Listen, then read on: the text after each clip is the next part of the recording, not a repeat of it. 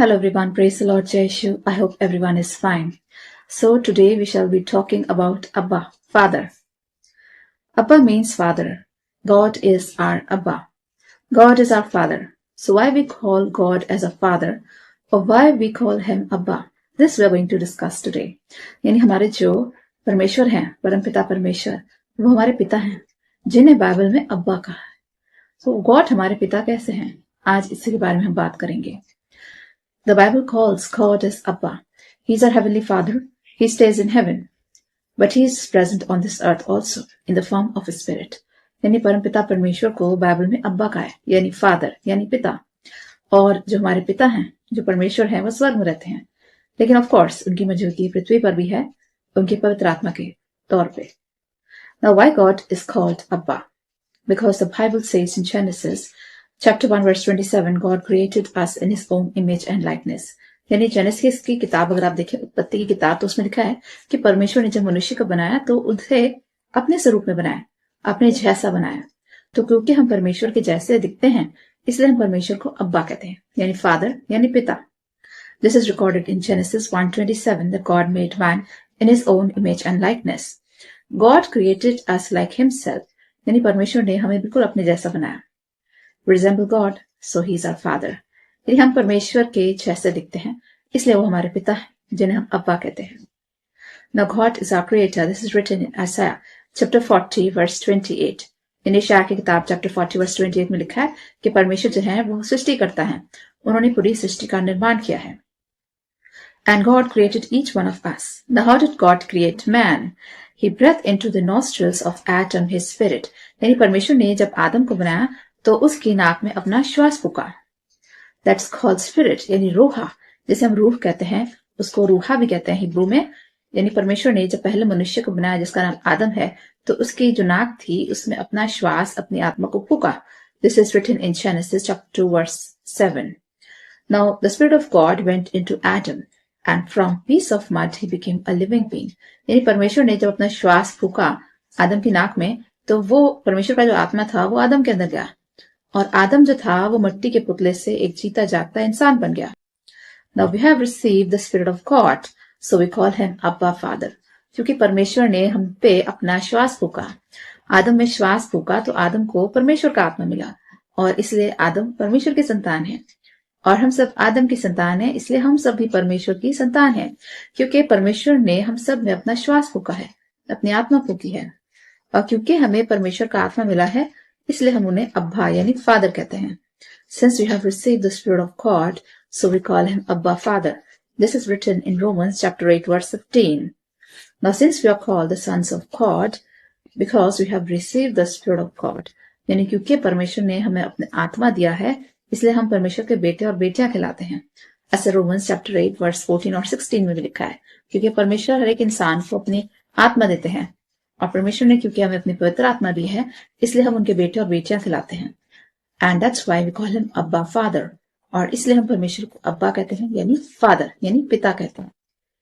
Think how God dearly loves us that he created us with his own spirit. यानी परमेश्वर ने हमें अपने आत्मा से बनाया है, हमें अपनी आत्मा फूकी, अपना श्वास फूका. परमेश्वर हम लोगों से कितना प्रेम करते हैं. Now where did the blood came in Adam, since he was a piece of mud? यानी परमेश्वर ने जब आदम को बनाया तो वो मिट्टी का पुतला था. आदम में अपना श्वास फूका, अपने आत्मा फूकी, लेकिन आदम में ब्लड यानी रक्त कहां से आया? When God poured his spirit, blew his spirit into the nostrils of Adam, he received the blood of God. यानी आदम जो था वो मिट्टी का पुतला था, और जब गॉड ने अपना आत्मा उसमें फूका तो वो सांस लेने लग गया, उसमें आत्मा आ गई, और वो जीता जागता इंसान बन गया एक पुतले से. और तब उसने रिसीव करा परमेश्वर का ब्लड. यानी आदम में जो रक्त बहता था वो था परमेश्वर का रक्त, क्योंकि जैसे ही परमेश्वर का आत्मा आदम में गया, उसके शरीर में रक्त बहने लग गया. तो उसने अपना आत्मा तो परमेश्वर से रिसीव करा, अपना रक्त भी परमेश्वर से रिसीव करा. Adam is direct descendant of God and we are the descendants of Adam, so we are direct children of God. और क्योंकि हम सब आदम की संतान हैं, तो हम सब परमेश्वर की संतान हैं, क्योंकि हमारे जो शरीर में रक्त बहता है वो परमेश्वर का रक्त है. When God poured his spirit, blew his spirit into Adam, he received the blood of God. Adam became a living being.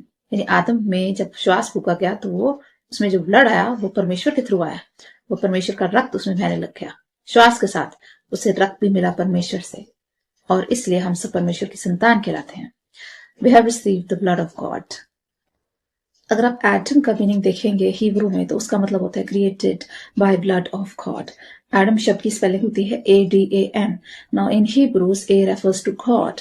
Hebrew में जो A अल्फाबेट है वो गॉड के लिए यूज होता है, और DAM का मतलब होता है ब्लडी रेड, यानी खून के जैसा लाल। और अगर आप एडम को ज्वाइन कर दे तो उसका मतलब होता है गॉड्स ब्लड, यानी someone created by God's blood. Adam का मतलब होता है परमेश्वर के रक्त से बनाया गया। तो आदम जो है उसमें परमेश्वर का रक्त रहता है, और हम सब में भी परमेश्वर का रक्त है, इसलिए हम सब परमेश्वर की संतान हैं। Now it is an amazing feeling to be called the children of God. अगर आप जॉन की बुक देखें, चैप्टर 1 वर्स 12 कहती है, to those who call upon his name, to those who believe in his name, he has given them the right to be called children of God. यानी जितने लोगों ने परमेश्वर को नाम पुकारा, परमेश्वर का नाम पुकारा, उसके नाम पे यकीन करा, विश्वास करा, उनको उन्होंने दर्जा दिया अपने बेटे और बेटी कहलाने का। This is written in John chapter 1 verse 12. Children born not of will of man or will of flesh, but children born out of God's will. यानी जो हम परमेश्वर की संतान हैं, हम लोग किसी इंसान की मर्जी से पैदा नहीं हुए, हम पैदा हुए हैं ईश्वर की मर्जी से, और इसलिए हम कहलाते हैं children of God. This is recorded in John chapter 1 verse 13. So we are the direct sons and daughters of God. Now, if you think about angels, they were created long before man. अगर यहाँ हम angels की, फरिश्तों की बात करें, तो परमेश्वर ने उनका निर्माण मनुष्य से बहुत पहले कर दिया था। But God never called any angel his son. अगर आप ध्यान से बाइबल पढ़ें, परमेश्वर ने किसी भी एंजल को अपना बेटा नहीं कह के पुकारा। ऐसा ही हिब्रूज चैप्टर 1 वर्स 5 में लिखा है, To which of the angel he ever said that you are my son, I am your father. Hebrews की किताब चैप्टर 1 वर्स 5 अगर आप ध्यान से पढ़े तो उसमें लिखा है, परमेश्वर ने किसी भी एंजल को अपना बेटे होने का दर्जा नहीं दिया। He never compared any angel to his son. परमेश्वर ने किसी भी एंजल को ये नहीं कहा कि मेरा बेटा है, मैं इसका पिता। लेकिन परमेश्वर ने मनुष्य को बहुत ऊंचा दर्जा दिया है, उन्हें एंजल से भी ऊंचा दर्जा दिया है। हम लोग जो है मनुष्य, जो इंसान है, उसे परमेश्वर अपना बेटे और बेटी कह के पुकारते हैं, और एंजल्स को परमेश्वर ने कभी भी अपने संतान होने का हक नहीं दिया। God loves us more than angels. Angels are not sons of God. They are simply ministering spirits. अगर आप एंजल की डेफिनेशन देखें, हिब्रूज की किताब में चैप्टर 1 वर्स 14 में लिखा है कि जो एंजल्स होते हैं वो स्पिरिट्स होती हैं, और वो परमेश्वर की सेवा करने के लिए उनकी रचना की गई है। विच मीन्स परमेश्वर ने एंजल्स की रचना करी है अपनी सेवा करने के लिए और उनसे महिमा लेने के लिए। They are simply ministering spirits, they are not sons of God. यानी एंजल्स को परमेश्वर ने कभी भी अपनी संतान का दर्जा नहीं दिया, और एंजल्स की रचना की गई थी ताकि वो परमेश्वर को महिमा दें और परमेश्वर की स्वर्ग में सेवा करें। They serve God night and day and they are all the time in the presence of God. यानी एंजल्स जो होते हैं, फरिश्ते जो होते हैं, वो दिन रात परमेश्वर की सेवा करते हैं और उनकी उपस्थिति में वो मौजूद रहते हैं। They all the time in the presence of God, but not God never call any of his angel his son. यानी परमेश्वर ने कभी भी किसी एंजल को अपना बेटा कहकर नहीं पुकारा। जबकि एंजल्स की रचना हमसे पहले हुई थी, लेकिन फिर भी परमेश्वर ने कभी भी उनको अपने संतान का दर्जा नहीं दिया। हिब्रूज 1:5 में लिखा है, angels are going to serve even human beings also. In Bible बताती है हिब्रूज चैप्टर 1 वर्स 14 में कि जो इंसान जब स्वर्ग में जाएंगे, एंजल्स उनकी भी सेवा करेंगे स्वर्ग में। But God calls us his sons and daughters. This is a privilege that we are called the children of God. यानी परमेश्वर हमें अपने बेटे और बेटियां कह के पुकारते हैं। ये हमारे लिए कितने गर्व की बात है, हम परमेश्वर की संतान हैं और उन्होंने हमें अपनी संतान होने का दर्जा दिया है। Now angels do not have the privilege to preach the gospel, but we human beings have the privilege to preach the gospel. यानी परमेश्वर ने कभी भी किसी एंजल को ये हुक्म नहीं दिया कि तुम जाके सुसमाचार का प्रचार करो, लेकिन ये प्रचार करने का जो काम है परमेश्वर ने केवल मनुष्य को दिया है। परमेश्वर ने प्रचार करने का काम सिर्फ इंसानों को दिया है, यानी हमें अपने संतानों को, अपने बेटे बेटियों को दिया है, और किसी भी एंजल को परमेश्वर ने कभी नहीं कहा कि तुम जाओ और सुसमाचार दुनिया में फैलाओ या गॉस्पेल फैलाओ। Angels have not, they don't have any privilege to preach the gospel.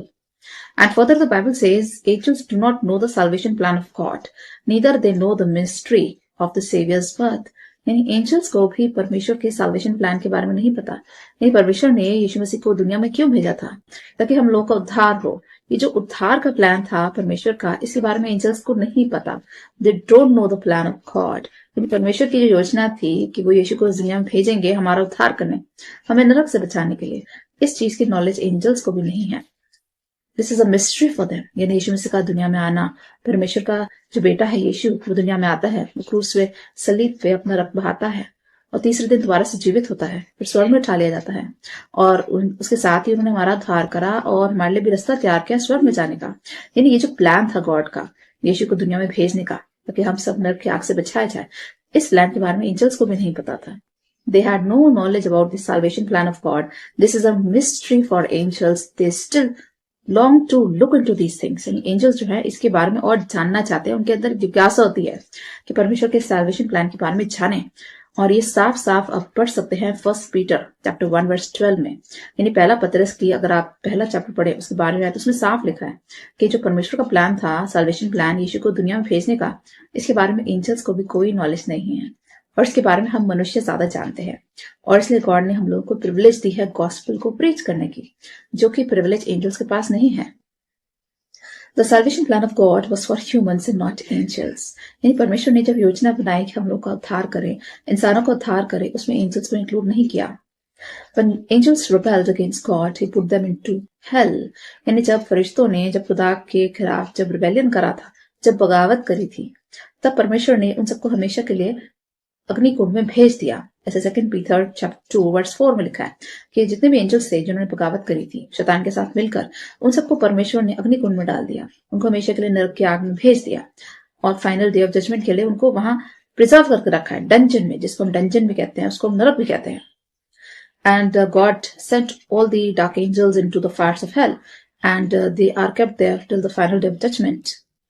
But never did God create any salvation plan for angels. यानी परमेश्वर ने एंजल्स के लिए कोई salvation plan, कोई उद्धार का प्लान नहीं बनाया। But when Adam and Eve disobeyed God by eating the forbidden fruit, He created a salvation plan for mankind. यानी कि जब आदम हवा ने जब परमेश्वर के हुक्म को मानने से इनकार कर दिया था, जब उन्होंने वो फ्रूट खाया था जिसे परमेश्वर ने खाने से मना किया था, उसके बाद ही परमेश्वर ने एक साल्वेशन प्लान बनाया, एक योजना बनाई इंसान को नरक की आग से बचाने की। जब फरिश्तों ने बगावत करी तो उनके लिए कोई प्लान नहीं बनाया परमेश्वर ने साल्वेशन का। लेकिन जब आदम हवा ने जब परमेश्वर का हुक्म को मानने से इनकार करा था और जब फ्रूट को खाया था जिसे खाना मना था, तब परमेश्वर ने प्लान बनाया इंसानों को बचाने के लिए। And God created a salvation plan for mankind and not for angels. ये Genesis chapter 3 verse 6 में लिखा है। He created a salvation plan for them. He sent his son Jesus in this world to save the world. यानी जब आदम हवा ने जब परमेश्वर का हुक्म मानने से मना किया, उसी टाइम उन्होंने प्लान कर लिया था कि मैं अपने बेटे यीशु को इस दुनिया में भेजूंगा ताकि वो लोगों को नरक की आग से बचाएगा। ऐसा जॉन चैप्टर 3 वर्स 17 में लिखा है कि God created a salvation plan by sending his son Jesus in this world so that the world could be saved by the shedding of his blood. यानी परमेश्वर ने उसी टाइम सोच लिया था कि मेरा बेटा यीशु अपना रक्त बहाएगा और दुनिया का उद्धार करेगा और सबको नरक में जाने से बचाएगा। ऐसे जॉन चैप्टर 3 वर्स 17 में लिखा है। Now the golden verse says, For God so loved the world that he gave his only begotten son, so that whosoever may believe shall not perish but have the everlasting life.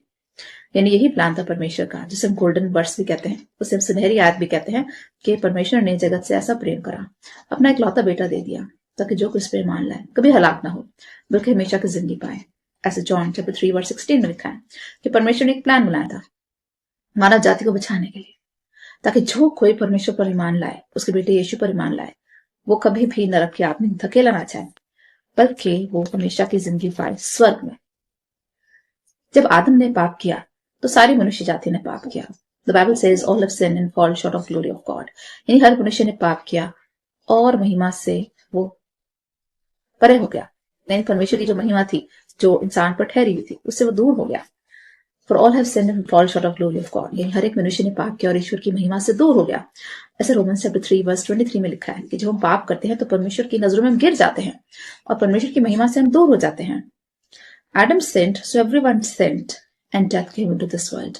यानी जब आदम ने पाप किया तो सारी मनुष्य जाति ने पाप किया और बदले में हम उनको क्या मिला? मृत्यु दंड। यानी आदम के पाप करने से दुनिया में मृत्यु आई। ऐसे रोमन्स चैप्टर 5 वर्स 12 में लिखा है। Adam's sin brought condemnation to the world. यानी जब आदम ने पाप किया तो पूरी मनुष्य जाति ने पाप किया और उसी के द्वारा हम सब पर आई एक दंड की आज्ञा, जिसमें हम सब कॉन्डमनेशन में आ गए। यानी हम सब दंड के योग्य बन गए आदम के पाप करने से, क्योंकि हर मनुष्य ने पाप किया। हम सब धन की आज्ञा पाने लग गए, मृत्यु का आना हुआ इस दुनिया में।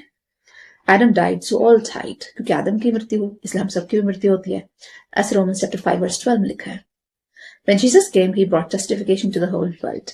यानी जब यीशु इस दुनिया में आए तो सारे गुनाह हमारे उन्होंने अपने सर ले लिए और हमें दिया जस्टिफिकेशन। यानी जब यीशु ने हमारे गुनाह अपने सर लिए तो हमें हर पाप से बरी कर दिया। ऐसा रोमन्स चैप्टर 5 वर्स 18 में लिखा है। यानी आदम के पाप करने से पापी ठहराए जाते हैं और जब यीशु का बलिदान हुआ क्रूस पर, उसके द्वारा हम पापों से मुक्त किए जाते हैं और यीशु ने हमें कॉन्डेमनेशन से निकाल के जस्टिफिकेशन दे दिया। यानी जो दंड की आज्ञा हम पर दी गई थी कि हम सब पापी होने के कारण मारे जाएंगे और नरक में जाएंगे, क्योंकि हर पापी मनुष्य नरक में जाने का हकदार बनता था। लेकिन जब यीशु ने अपना लहू बहाया सलीब पर, तो हम सबको नरक की आग से बचाकर यीशु मसीह ले आए स्वर्ग और हम सबको दे दिया जस्टिफिकेशन। यानी परमेश्वर ने हमें हर पाप से बरी कर दिया और हमें बेटे बेटी कहलाने का हक दिया। ऐसे रोमन्स चैप्टर 5 वर्स 18 में लिखा है, by the shedding of his supreme blood, his holy innocent blood, he saved us from the fires of hell. यानी यीशु मसीह ने जब अपना रक्त बहाया क्रूस पर, हमारे सारे गुनाह अपने ऊपर ले लिए और हमें नरक जाने से बचा लिया और हमें दिया अनंत जीवन। ऐसे रोमन्स चैप्टर 5 वर्स 9 में लिखा है। इफिशियंस चैप्टर 1 वर्स 7 में लिखा है, Jesus said, whoever eats this flesh, drink this blood, will live forever. यीशु मसीह कहते हैं, जो मेरा मांस खाता है और लहू पीता है उसे मिलेगा अनंत जीवन। यानी हम इंसान जो यीशु मसीह के ब्लड में यकीन करते हैं, जो यीशु मसीह के शरीर पे यकीन करते हैं, जो मनुष्य मानता है कि यीशु ने अपना रक्त बहाया, अपना शरीर क्रूस पे कुर्बान किया, वो पहले से ही अनंत जीवन पा चुका है। ऐसे जॉन चैप्टर 6 वर्स 54 में लिखा है, and further Jesus says, I will raise up on the last day. और जीसस वादा करते हैं कि जैसे मेरा पुनरुत्थान हुआ, तुम्हारा भी पुनरुत्थान होगा। यानी जैसे जीसस थर्ड डे जीवित हुए थे ईस्टर वाले दिन, वैसे हम भी दोबारा से जीवित हो गए last day. He took our sins upon himself and justified us in the eyes of God. He bore our sin on the cross, by his stripes we are healed. यानी यीशु मसीह ने हमारे सारे गुनाह अपने सर ले लिए और परमेश्वर की निगाह में हमें धर्मी ठहरा दिया। यानी पहले हम पापी माने जाते थे आदम के द्वारा, लेकिन जब यीशु मसीह आए तो उन्होंने हमें पाप से निकाल के, पाप से मुक्त करके हमें धर्मी ठहरा दिया ईश्वर की निगाह में, और उसे कोड़े खाने से हम चंगे होते हैं। यीशु मसीह ने अपना जो लहू सलीब पर बहाया, जो हमने पीठ पर कोड़े खाए और उनके रक्त बहाए जाने के द्वारा हमें हर तरह की चंगाई मिलती है। हमें शारीरिक चंगाई मिलती है, हमें आत्मिक चंगाई मिलती है, which means not only we are physically healed but also we are spiritually healed. यानी हमारी जो आत्मा को भी उन्होंने साफ कर दिया अपना लहू बहा के और हमें दे दिया अनंत जीवन। ऐसा 1 Peter chapter 2 verse 24 में लिखा है, think how dearly God loves us, that he sacrificed his one and only son, Jesus, for us. आप सोच सकते हैं परमेश्वर हम लोगों से कितना प्रेम करते हैं। यानी वाकई में परमेश्वर ने हमें अपनी संतान कहने का हक दिया, हमारी नाक में अपना श्वास फूका, हमें अपनी आत्मा से तृप्त करा, अपना लहू हमें दिया। हम परमेश्वर के आत्मा से बनाए गए, परमेश्वर के लहू से बनाए गए हैं। परमेश्वर ने जब आत्मा फूका, अपना लहू भी दिया हमें और उसे बेटे ने भी अपना लहू हमारे लिए बहाया। आप सोच सकते हैं परमेश्वर हमसे कितना प्रेम करते हैं कि अपना एक ही बेटा था, परमेश्वर का एक ही बेटा है यीशु, वो भी हमारे लिए दे दिया, उसका लहू हमारे लिए बहा दिया। To save other sons he gave his only son. यानी यीशु के बहुत सारे बेटे बेटियां इस दुनिया में, यानी बाकी बच्चों को बचाने के लिए उन्होंने अपना इकलौता बेटा यीशु मसीह हमारे लिए कुर्बान कर दिया। He sacrificed one and only son. God loves us so dearly. यानी परमेश्वर हम लोगों से कितना प्रेम करते हैं। शुरू से लेकर अंत तक बाइबल जो है वो प्रेम की कहानी है। यानी Bible is the story of love, it is the story of the love of the heavenly father. अगर आप बाइबल को ध्यान से पढ़ें तो वो प्रेम की कहानी है कि परमेश्वर का प्रेम था, उसने आदम हवा की रचना करी और उन्होंने जब परमेश्वर का हुक्म मानने से भी इनकार कर दिया, उनकी नाफरमानी करी, उसके बाद भी ईश्वर का प्रेम कम नहीं हुआ। उन्होंने अपने बेटे यीशु को भेजा ताकि हम सब बचाए जाए नरक से, और अपने बेटे यीशु का लहू बहाया हम लोगों के लिए, इकलौता बेटा कुर्बान करा अपने बाकी बेटे और बेटियों को बचाने के लिए। परमेश्वर का कितना प्रेम है हम लोगों के लिए। बाइबल कहानी है प्रेम की, because Bible says God is love. यानी परमेश्वर का मतलब होता है प्रेम। तो बाइबल जो है पूरी की स्टोरी जो शुरू से लेकर अब तक वो सारी प्रेम पर निर्धारित है ईश्वर के हम लोगों के लिए। This is an amazing feeling that God loves us so much, we are under his grace. यानी हम बचाए गए हैं परमेश्वर के अनुग्रह से, उसकी ग्रेस हम पे आती है, ईश्वर की ग्रेस, क्योंकि हम लोग पापी हैं, अपने कर्मों के कारण हम बचाए नहीं जा सकते थे और इसलिए यीशु को इस दुनिया में आना पड़ा। परमेश्वर को अपने बेटे को भेजना पड़ा क्योंकि हमारे कर्म जो है वो अच्छे नहीं है।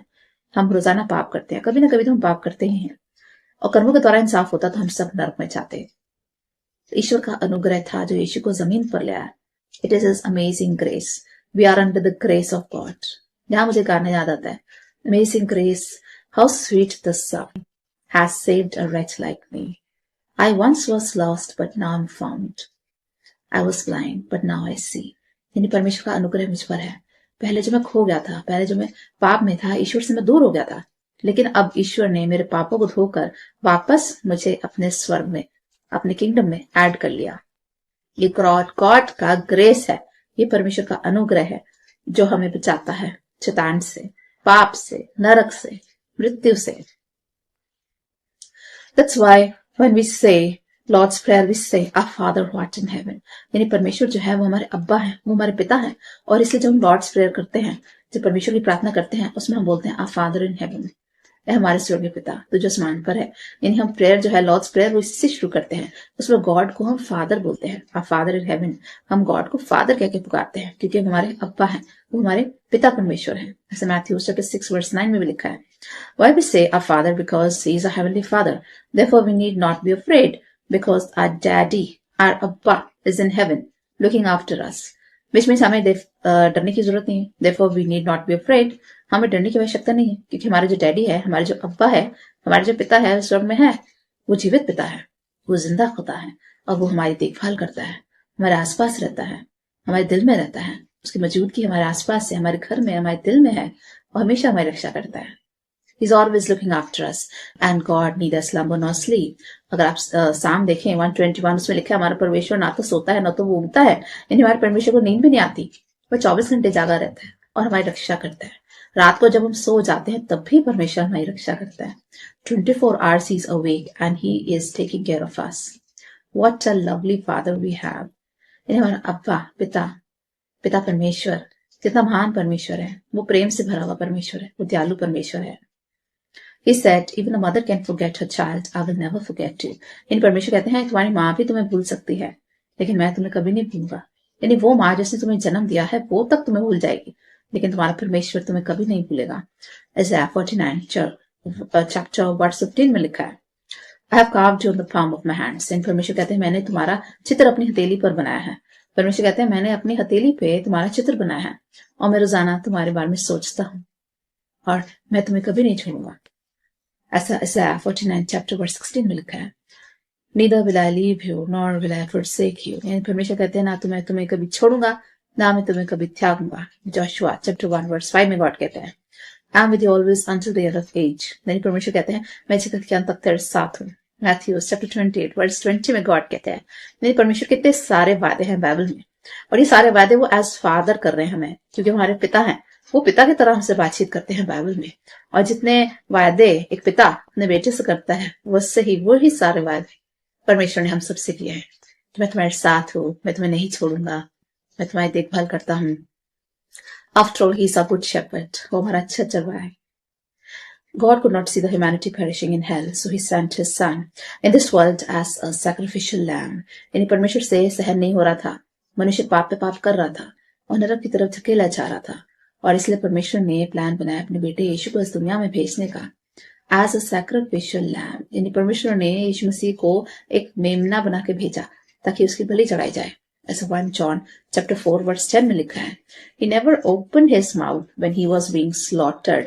यानी बाइबल बताती है जब यीशु मसीह का वध किया जा रहा था, जब क्रूस पे चढ़ाया जा रहा था, उन्होंने एक शब्द भी नहीं कहा, उन्होंने उफ तक नहीं करा, उन्होंने कोई चीखा नहीं, कोई रिटेलिएशन नहीं करा, किसी भी चीज का विरोध नहीं करा, एक चीख नहीं मारी, उफ तक नहीं करा और उन्होंने अपने प्राण क्रूस पर दिए। Like a lamb he was slaughtered. यानी जैसे मेमने की बलि चढ़ाई जाती है, मेमना बड़ा मासूम जानवर होता है और चुपचाप खड़ा हो जाता है अपने मारने वाले के आगे, अपने वध करने वाले के आगे।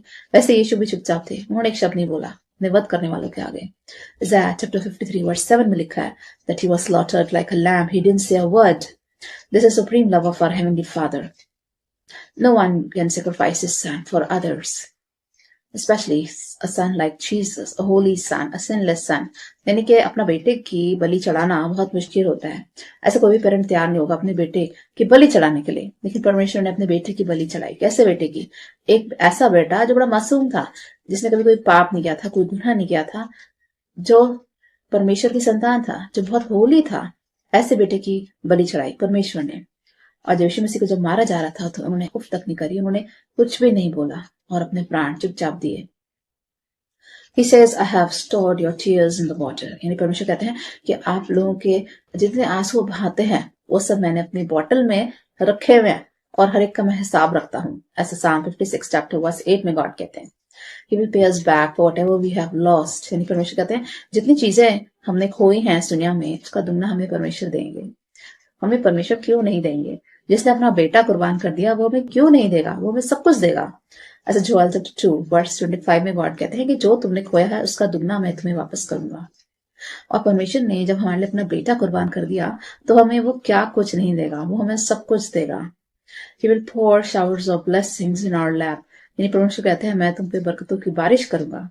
Even if we go astray like the prodigal son, he is always ready to forgive us and call us into his kingdom. यानी अगर आप सबको प्रोडिगल सन यानी उड़ाऊ पुत्र की कहानी याद है, उसमें बेटा बगावत करता है, घर छोड़ के चला जाता है, लेकिन लास्ट में उसका पिता उसे माफ कर देता है. वैसे ही हमारे पिता परमेश्वर भी हैं. हम चाहे प्रोडिगल सन की तरह घर छोड़ के चले जाए, चाहे हम रास्ता भूल जाए, चाहे हम बगावत कर दें, परमेश्वर के खिलाफ चले जाए, लेकिन फिर भी परमेश्वर एक अच्छे पिता की तरह हमेशा भी माफ करते हैं. He said, if you believe in me, you will have a lasting life. परमेश्वर कहते हैं यदि तुम मुझ पे यकीन करते हो तो मैं तुम्हें अनंत जीवन दूंगा, मैं तुम्हें everlasting life दूंगा. John chapter 3 verse 15 में लिखा है. In my father's house are many mansions. If it was not so, I would not have said. John chapter 14 verse 2 और 3 में जीसस कहते हैं कि मेरे पास तुम्हारे लिए स्वर्ग में बहुत सारे मकान हैं. जीसस कहते हैं मेरे पिता ने तुम्हारे लिए बहुत सारे कमरे बनाए स्वर्ग में. ऐसा ना होता तो मैं कभी ना कहता. यानी यीशु मसीह ने हमारे लिए पहले से ही स्वर्ग में जगह तैयार की है. हमारा काम है उस मकाम तक पहुंचना, अच्छे कार्य करना और वो जगह को हासिल करना. ऐसे जॉन चैप्टर 14 वर्स 2 और 3 में जीसस कहते हैं, Our work is to love God, to obey God, to serve God, since He is our heavenly Father. हमारा फर्ज है परमेश्वर से प्रेम करना, उसकी आज्ञाओं को पालन करना, उनको समय देना, उनसे प्रार्थना करना, उनकी संगति में रहना और दिल खोल के परमेश्वर से प्रेम करना, उनके कहनों को मानना, उनके हुक्मों को मानना, क्योंकि वो हमारे स्वर्गीय पिता हैं. He is our Abba, He is our heavenly Father. Love the Lord your God with your mind, heart, soul and spirit. यानी बाइबल बताती है कि परमेश्वर को अपने मन, प्राण, बुद्धि और शक्ति से प्रेम कर. ये पहला कमांडमेंट है जो गॉड ने दिया है कि अपने जीवन में पहला स्थान, प्रथम स्थान परमेश्वर को दे. ऐसे मैथ्यू चैप्टर 22 वर्स 37 में लिखा है, Give God the best of your life, which means कि अपना जो जीवन में जो हसीन पल है, अपने जीवन के कुछ पल परमेश्वर को दें, उसके साथ प्रार्थना में वक्त बिताएं. परमेश्वर के साथ जितना वक्त बिताएंगे अब हमारे पिता को उतनी ही खुशी होती है जितना हम उनको प्रायोरिटी देते हैं. May God your first priority. अपने जीवन में परमेश्वर को पहला स्थान दें. Pray to him, sing hymns to him. यानी बाइबल बताती है परमेश्वर से प्रार्थना करो, उससे दुआ करो और उसकी स्तुति में गाने गाओ, गीत गाओ, भजन गाओ, साम्स गाओ, which means sing praises to God. परमेश्वर की उपस्थिति में जो हम चाहें तो प्रेजेस करते हुए, उनकी स्तुति करते हुए, उनकी आराधना करते हुए, उनकी वंदना करते हुए, उनकी तारीफ करते हुए stay in the presence of God. आप परमेश्वर की उपस्थिति में बने रहें. बीच में जब हम प्रार्थना करते हैं तब हम परमेश्वर की उपस्थिति में होते हैं. वैसे भी 24 घंटे परमेश्वर को याद करें तो परमेश्वर की संगति में आप बने रहेंगे. Have a good relationship with God, have a personal relationship with God. यानी जितना ईश्वर से आप अकेले में प्रार्थना करेंगे आपका ईश्वर के साथ एक व्यक्तिगत संबंध बनेगा. Have a personal relationship with God. May God your companion. यानी परमेश्वर को अपना बेस्ट फ्रेंड बना लें. Like Ibrahim, meet him in prayer every day. रोजाना प्रार्थना में परमेश्वर से मुलाकात करें. कुछ पल प्रार्थना में परमेश्वर को दीजिए और परमेश्वर आपके लिए बहुत महान बड़े बड़े कार्य करेंगे. You know God used to call Ibrahim his friend. अगर आप जेम्स की किताब चैप्टर 2 वर्स 23 देखिए, वहां लिखा है कि परमेश्वर ने इब्राहिम को अपना दोस्त कहकर पुकारा. इब्राहिम जो था वो 24 घंटे परमेश्वर की उपस्थिति में रहता था. वो दिन भर प्रार्थना करता था, हमेशा परमेश्वर के बारे में सोचता था, रात को भी परमेश्वर के बारे में सोचता था और 24 घंटे परमेश्वर की उपस्थिति उसके आसपास रहती थी. और इब्राहिम ने परमेश्वर से इतना प्रेम करा कि परमेश्वर ने उसको अपना दोस्त कहकर पुकारा. गॉड कहते हैं बाइबल में, Ibrahim is my best friend. तो परमेश्वर को अपना कंपेनियन, अपना बेस्ट फ्रेंड बना ले, उनके साथ सब कुछ शेयर करें प्रेयर में. There are many people in the Bible who made God their friend. ऐसे बहुत सारे लोग हैं ओल्ड टेस्टमेंट में, न्यू टेस्टमेंट में जो आपको मिल जाएंगे जिन्होंने परमेश्वर के साथ एक बहुत अच्छा जीवन जिया, परमेश्वर के साथ संगति में जीवन जिया, परमेश्वर को अपना बेस्ट फ्रेंड बनाया, उनके साथ प्रार्थना करी, उनके साथ जीवन बिताया. जैसे यिर्मयाह, David, Daniel, Isaiah, Samuel, Samson, Moses, Noah, Isaac, Joseph, Jacob. New Testament में अगर आप चले जाएं तो जीसस के डिसाइपल्स थे, चेले थे. पॉल भी था, पॉलस और Peter, James, John, Jacob, so many of them, Matthew, etc. So many people were there in this world who made God their companion. ऐसे हजारों नाम बाइबल में दिए हैं जिन्होंने परमेश्वर से रोजाना प्रार्थना करी और परमेश्वर के साथ एक व्यक्तिगत संबंध बनाया और परमेश्वर को अपना कंपेनियन बना लिया, अपना बेस्ट फ्रेंड बना लिया. These were the very prayerful people. और ये लोग प्रार्थना में अपना जीवन बिताते थे. They made God their best friend and they had walked with God. God became their father. और ये रोजाना परमेश्वर के साथ अपना जीवन बिताते थे, जिसे हम बाइबल में कहते हैं they had a walk with God, which means रोजाना ये परमेश्वर के साथ चलते थे और अपनी रोजाना की रोजमर्रा की जिंदगी परमेश्वर के साथ शेयर करते थे. और गॉड ने इनको अपना फ्रेंड बनाया, इन्होंने गॉड को फ्रेंड बनाया और परमेश्वर इनके अब्बा, इनके फादर बन के रहे. Disciples said to Jesus in the New Testament, show us the Father. यानी एक बार क्या होता है, जीसस के कुछ चेले उनसे कहते हैं कि हमें परमेश्वर को देखना है. They said, show us the Father. यानी चेले जीसस से रिक्वेस्ट करते हैं हमें परमेश्वर को देखना है, हमें परमेश्वर को दिखा. ऐसे जॉन चैप्टर 14 वर्स 8 में चेले कहते हैं, Jesus said, if you have seen me, you have seen the father. यानी जीसस रिप्लाई करते हैं, यदि तुमने मुझे देख लिया तो समझो तुमने परमेश्वर को देख लिया. ऐसे जॉन चैप्टर 14 वर्स 9 में जीसस कहते हैं, Jesus said, I am in the father and the father is in me, I and father are one. यानी जीसस कहते हैं कि मैं परमेश्वर में हूं, परमेश्वर मुझ में है और परमेश्वर और मैं दोनों एक ही हैं. ऐसे जॉन चैप्टर 14 वर्स 10 में जीसस कहते हैं, यानी जीसस चेलों से कहते हैं कि तुम्हें परमेश्वर को देखने की जरूरत नहीं है, जिसने मुझे देख लिया उसने परमेश्वर को देख लिया. Which means Jesus is trying to tell them that I and God are one. यानी जीसस कहते हैं कि परमेश्वर और मैं एक ही हैं. God said to Jesus, this is my beloved son in whom I am well pleased. यानी अगर आपको याद है जब जीसस का बपतिस्मा होता है, जब जॉन द बैप्टिस्ट जीसस का बपतिस्म करते हैं, बपतिस्मा करते हैं, तो उस टाइम स्वर्ग में से पवित्र आत्मा आता है और वो कबूतर की नाई आता है और जीसस पे आकर ठहर जाता है. और उस टाइम पे स्वर्ग में से आवाज आती है कि ये मेरा प्रिय पुत्र है और मैं इससे अति प्रसन्न हूं. यानी स्वर्ग में परमेश्वर ये वचन बोलते हैं, वाणी बोलते हैं कि मेरा बेटा है, इसकी सुनो और मैं इससे प्रसन्न हूं. यानी गॉड जो होते हैं बड़े खुश होते हैं कि जीसस ने स्वीकार करा धरती पे आना, अपना लहू बहाना और अपनी कुर्बानी देना. ये कार्य जीसस ने जब स्वीकार किया तो परमेश्वर ने कहा कि ये मेरा बेटा है, इसकी सुनो, he is my son, listen to him. और गॉड ने कहा आई एम वेल प्लीज, यानी मैं इससे बेहद प्रसन्न हूं क्योंकि इसने स्वीकार करा पृथ्वी पे आना, अपना लहू बहाना, इसने मेरा कार्य अपने ऊपर लिया है, मैं इससे बेहद प्रसन्न हूं. And God is telling us today that listen to my son, यानी मेरे बेटे की सुनो. ऐसा बाइबल में मैथ्यू चैप्टर 3 वर्स 17 में लिखा है, let us obey God, let us love God, so that he should say for us, this is my son, this is my daughter, in whom I am well pleased. वैसे ही जैसे Jesus ने परमेश्वर का कहना माना, हमें भी परमेश्वर का कहना मानना है ताकि परमेश्वर हमारे लिए भी यही वाक्य बोले, that this is my son, this is my daughter, in whom I am well pleased. कि परमेश्वर हमें देख के वही सेंटेंस बोले कि मेरा बेटा है, ये मेरी बेटी है और मैं इससे अति प्रसन्न. यानी मेरा कहना मानता है, ये मुझसे प्रेम करता है और मेरी आज्ञाओं को पालन करता है, ये मुझसे दुआ करता है, प्रार्थना करता है, मेरे बारे में सोचता है, मुझे फर्स्ट प्रायोरिटी देता है और मेरे सारे हुक्मों को मानता है. मैं इससे बेहद प्रसन्न. यानी जो वाक्य जीसस के लिए कहा गया था, गॉड ने जीसस के लिए जो सेंटेंस कहा वो हमारे लिए भी कहें कि this is my son, this is my daughter, in whom I am well pleased. अपना जीवन ऐसा जिए जो कि परमेश्वर को प्रसन्न करें. इंसानों को, मनुष्य को प्रसन्न करना छोड़ दें. हमारे बस की नहीं है हर एक इंसान को खुश करना. We can not please every man, every woman. इंसानों को प्रसन्न करना हमारी प्रायोरिटी नहीं है. We are born in this world to please God. हम इस दुनिया में आए हैं परमेश्वर को प्रसन्न करने, परमेश्वर के लिए अपना जीवन जीने, अपना जीवन परमेश्वर को बलिदान करें, अपना जीवन परमेश्वर को समर्पित करें. हम इस दुनिया में आए हैं परमेश्वर के लिए जीने, मनुष्य के लिए नहीं. हम इस दुनिया में आए हैं परमेश्वर को प्रसन्न करने, किसी इंसान को प्रसन्न करने नहीं. किसी इंसान को प्रसन्न करना हमारी जिम्मेदारी नहीं है. We can not please every man, every woman, but we are here to please God. हम यहाँ आए हैं ईश्वर को प्रसन्न करने. Live a life which is pleasing to God and your lives will be richly blessed. यानी ऐसा जीवन जिए जो कि परमेश्वर को प्रसन्न करे और परमेश्वर आपको अपने आशीषों से, अपने वरदानों से भर देंगे. I would like to pray for all of you. Heavenly Father, we come before you with our prayers.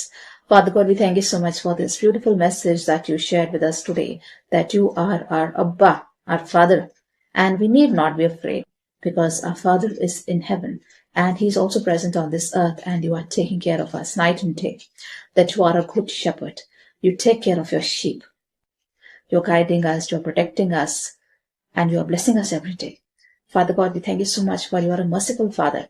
You're a kind Father. You are a loving Father. You bestow your love. You bestow your mercy on us every day.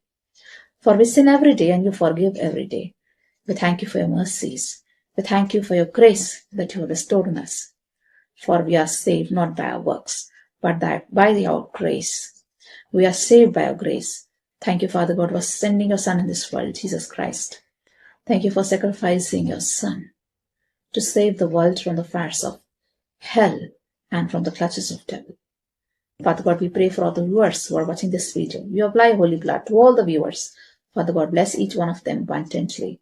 Enable them to understand your love, that you are our Heavenly Father, and you care for us, and you love us dearly.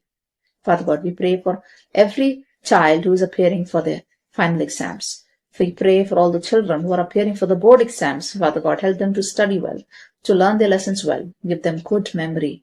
Give them a sharp mind. Help them to eat well, to sleep well, to study well, so that they can get good marks. We pray for all the elderly people. Father God, fulfill all their plans, fulfill all their dreams. We pray for all those who are seeking admissions in colleges. We pray for all those who are seeking jobs. Bless them with good jobs. We pray for the middle-aged people. Father God, bless the work of their hands. Bless all their endeavors. We pray for the senior citizens. Bless them with good health and long life. We pray for the orphans, for the widows, the underprivileged, the less fortunate. We pray for all those who are depressed, who are living a lonely life. Help them to come out of all the depression. Help them to believe that you are their good shepherd. Father God, console all those who have lost hope, all those who are disheartened. Fill their lives with your joy. Fill their lives with your divine love. We pray for everyone who's seeking healing. Bless everyone with supernatural healing. Bless them with spiritual healing, with physical healing, with mental healing. Father God, bless each one of us with your Holy Spirit. Let the Holy Spirit rest in our hearts. Let the Holy Spirit rest in our homes and guide us all the time. Father God, for you said that I'm going to guide you and tell you the path that you have to follow. Father God, we pray for everyone that you're going to help them succeed in all their plans and all their dreams. Father God, help us to pray. Help us to read the scriptures, to lead a holy life, a life which is pleasing to God. We give all glory and honor to your name.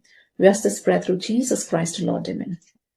I hope this message will be a big blessing for all of you. So always remember that your Abba, your Father, your Heavenly Father is in heaven, and He's taking care of you night and day. Therefore, you need not be afraid. Keep your faith strong and stay in the love of Jesus. Take care. Bye-bye.